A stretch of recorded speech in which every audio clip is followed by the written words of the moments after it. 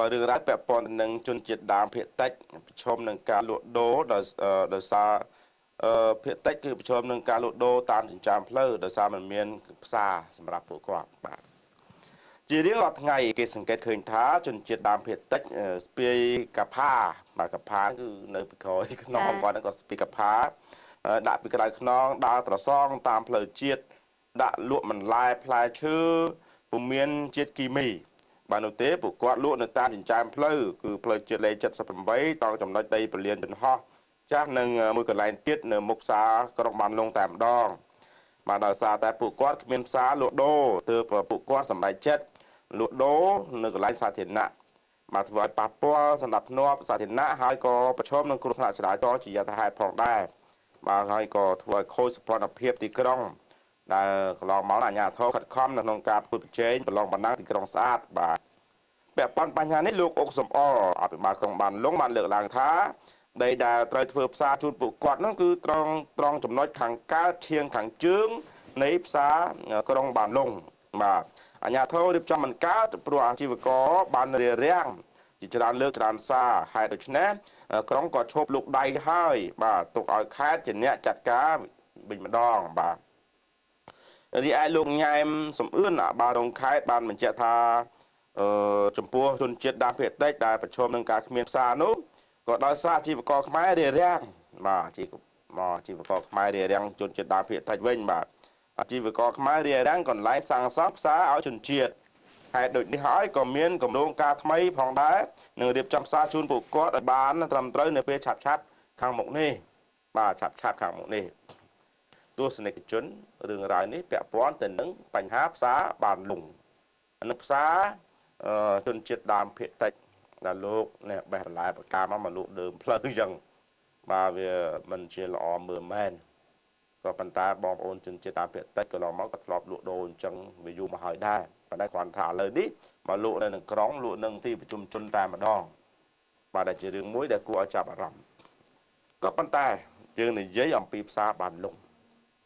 កន្លងមកមានរឿងរ៉ាវច្រើនណាស់នៅ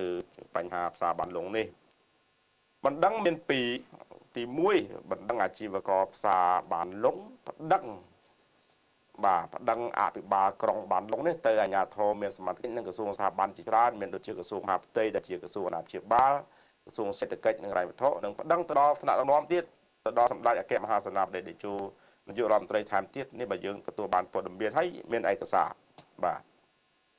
បណ្ដឹងទី2គឺបណ្ដឹងពាក់ព័ន្ធទៅនឹងសហគ្រាសវិនិយោគផ្សារបានលុងហ្នឹងដឹងលោកអុកសំអល់អភិបាលក្រុងបានលុងដកហូតនៅការយកភាសីដកហូតដែនវិនិយោគរបស់សហគ្រាសហេណារ៉ាហ្នឹងដោយខុសច្បាប់មិនបានថាខុសច្បាប់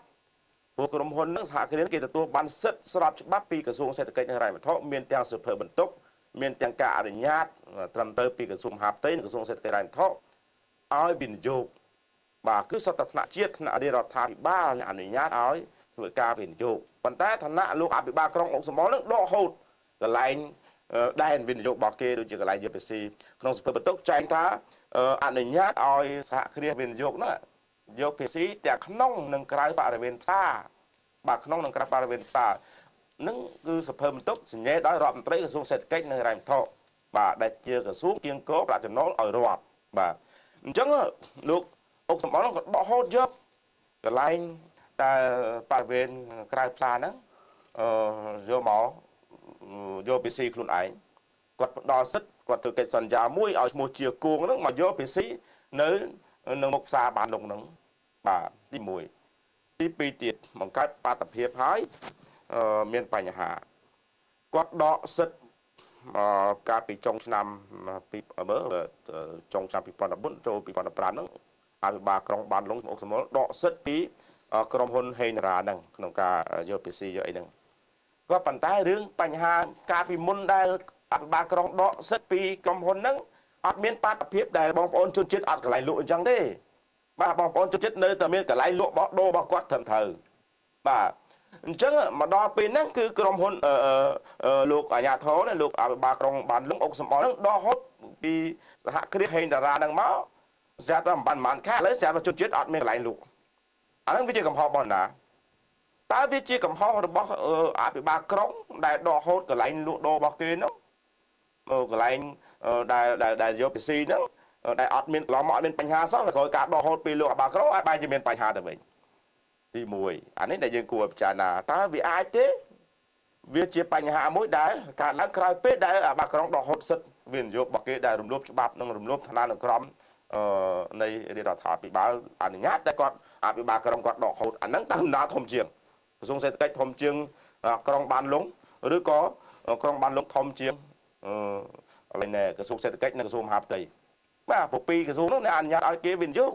បាទយើងត្រូវពិចារណាកន្លែងហ្នឹងដែរទស្សនិកជនទី2ទៀត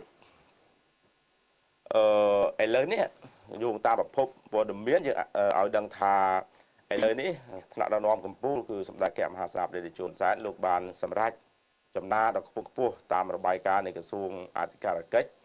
ក្នុងការអនុញ្ញាតឲ្យក្រុមហ៊ុនសហគ្រាសហេងតារាហ្នឹងទទួលសិទ្ធិក្នុងការយកពីស៊ីយកអីហ្នឹងលើដីនៅមុខផ្សារដែលត្រូវបានអភិបាលក្រុងដកហូតឲ្យខុសច្បាប់ហ្នឹងវិញហើយបាទប្រគល់ឲ្យវិញហើយក៏ប៉ុន្តែនេះការប្រគល់ឲ្យនេះនៅលើលិខិតនៅត្រឹមតែលិខិតឲ្យឡើយទេព្រោះនៅក្នុងចំណុចមួយនៃ6ចំណុចនេះគឺត្រូវមានការបង្កើតគណៈកម្មការដើម្បីប្រគល់ទីតាំងហ្នឹងមកឲ្យក្រុមហ៊ុនវិញបាទឥឡូវនេះមិនទាន់មានការប្រកាសប្រគល់មកឲ្យក្រុមហ៊ុនវិញទេស្រាប់តែកើតមានបាតុភិបដែលជនជាតិអត់មានកន្លែងលក់នេះកន្លែងហ្នឹងទស្សនិកជនយើងគួរឲ្យពិចារណាដែរតើជនជាតិកន្លងមកក៏លក់នៅណាដែលអត់ទាន់មានកន្លែងហ្នឹងដែលគាត់អត់ទាន់មកលក់នៅនឹងតាមចាំផ្លូវគាត់លក់នៅណាអានេះជាសញ្ញាសួរមួយទៀតតើពេលណាដែលគេធ្វើការពិធីប្រគល់នឹងទទួលប្រហែលមានថាក្រុងសិទ្ធិបើអំណាចរបស់ខ្លួនឯងលើសដែនសមត្ថកិច្ចដកហូតដែនអាជីវកម្មដែលត្រូវបានក្រសួងសេដ្ឋកិច្ចរដ្ឋប្រគល់ឲ្យមានសភៅបន្ទុកត្រឹមត្រូវដល់ពេលគាត់ដកហូតពីគេដកហូតបានដល់ពេលត្រូវប្រគល់ឲ្យវិញត្រូវមានពិធីប្រគល់ឥឡូវពិធីប្រគល់នឹងមិនទាន់បានធ្វើពិធីប្រគល់ទេបែរជាលេចចេញនៅបាតុភិបដែលជនជាតិអត់មានកន្លែងលក់បើយោងតាមប្រភពពីដែលបច្ចុប្បន្នភាពទទួលបានពីរដ្ឋនគរីមក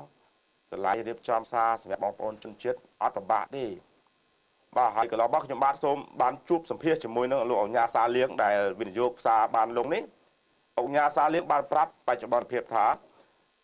បើសិនជាមានការដោះស្រាយចប់សពគ្រប់កុំឲ្យក្រុងមករំលោភដែលវិនិយោគដែលផ្សារដែលក្រុមហ៊ុនទទួលបានសិទ្ធិស្របច្បាប់ពីក្រសួងសេដ្ឋកិច្ចនិងហិរញ្ញវត្ថុនិងក្រសួងមហាផ្ទៃហ្នឹងកុំឲ្យមកបំពេញយាយីរំលោភទៅតឹងទៅតែងខុសច្បាប់បែបហ្នឹងគាត់មានលទ្ធភាពក្នុងការរៀបចំផ្សារសម្រាប់បងប្អូនជនជាតិឲ្យស្រួលបួលឡើងវិញបាទបើមិនដូច្នោះទេបងប្អូនលំបាកលំបិនអញ្ចឹងបាទហើយតែគាត់មានតើមានសិទ្ធិអីរៀបចំកន្លែងហ្នឹងឥឡូវបើគេដកហូតហើយគេមិនទាន់ធ្វើពិធីប្រគល់វិញឲ្យវិញផងមិនអីត្រូវមានសិទ្ធិត្រូវចាត់ចែងកន្លែងហ្នឹងតើកំហុសកើតចេញពីណានេះឥឡូវបងប្អូនជនជាតិគាត់បានបន្លែប្រកាសមកចង់លក់ឲ្យបន្លែប្រកាសគាត់អត់មានជាតិគីមីចាធម្មជាតិបន្លែប្រកាសគាត់ធម្មជាតិសុទ្ធសាធអត់មានជាតិគីមីទេបាទអញ្ចឹងគួរលើកទឹកចិត្តឲ្យបងប្អូនជនជាតិមានកន្លែងលក់ដូរដែលត្រឹមត្រូវមួយបាទលក់ដូរដែលត្រឹមត្រូវមួយកុំឲ្យទៅរហូតបាច់នឹងទៀតជាហេតុធ្វើឲ្យលំបាកបាទលំបាកភ្នែកឥឡូវនេះខេត្តរតនគិរីគឺជាខេត្តសក្តានុពលទាំងទេសចរនិងសេដ្ឋកិច្ចបាទក៏ប៉ុន្តែកណាខេត្តណាមួយដែលមានសក្តានុពលទាំងទេសចរនិងសេដ្ឋកិច្ចដូចនេះហើយអ្នកដឹកនាំខេត្តឬក៏ក្រុងនោះមិនល្អអាចជាបញ្ហាដែរបាទអាចជាបញ្ហាមិនជួយជំរុញឲ្យមានការអភិវឌ្ឍខ្លាំងឡើងដូច្នេះទេ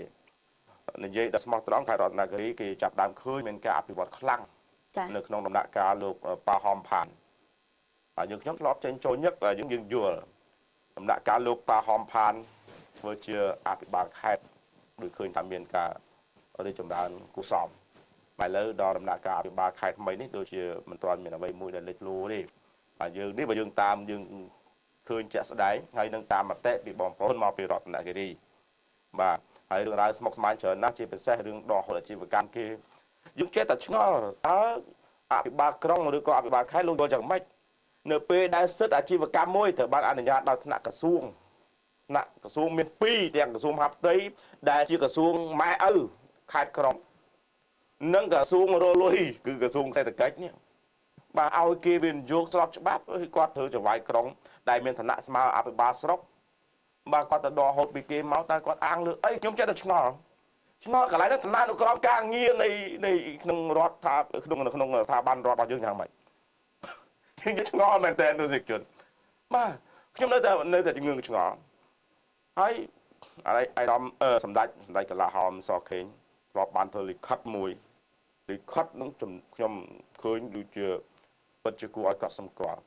លិខិតហ្នឹងគឺសម្ដេចកលាហោមបានប្រាប់ទៅចវាយខេត្តរតនគិរីឈ្មោះលោកថងសវុន